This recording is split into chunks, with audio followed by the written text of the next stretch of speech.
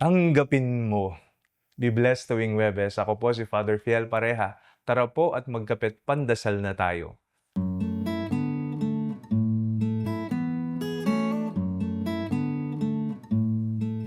Likas sa bawat tao ang hangaring matanggap. Masaya tayo kapag tinatanggap tayo ng ating pamilya, mga kaibigan at mga taong mahalaga sa atin.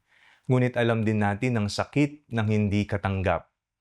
Isinugo ni Jesus ang kanyang mga alagad upang ipahayag ang mabuting balita at binigyan niya sila ng misyon na may hamong hindi lahat ay tatanggap sa kanila. Kaya't sinabi niya, kapag may tumanggap sa kanila, ipagkaloob nila ang kapayapaan. Ngunit kapag hindi sila tinanggap, magpatuloy pa rin sila sa kanilang misyon. Dalawang paalala ni Jesus sa ating buhay. Una, kailangan nating tanggapin ang misyong ipinagkakatiwala niya sa atin.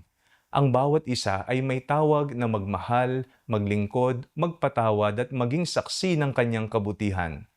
Hindi natin kailangang maging perpekto upang sumunod. Kailangan lamang nating tanggapin ang kanyang paanyaya. Ikalawa, tayo po'y inaanyayahan na magtiwala sa pagtanggap ng iba. Kapag ginagawa natin ang tama at ipinapahayag ang kabutihan ng Diyos, hindi natin kontrolado kung papaano ito tatanggapin ng mga tao. Ang mahalaga ay naging tapat tayo sa ating misyon.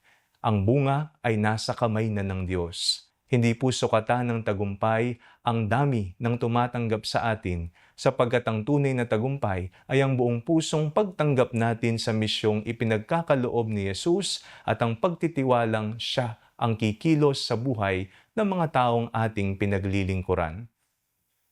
Manalangin tayo. Panginoon, tulungan mo akong tanggapin ang iyong misyon at magtiwala sa iyong pagkilos sa puso ng iba.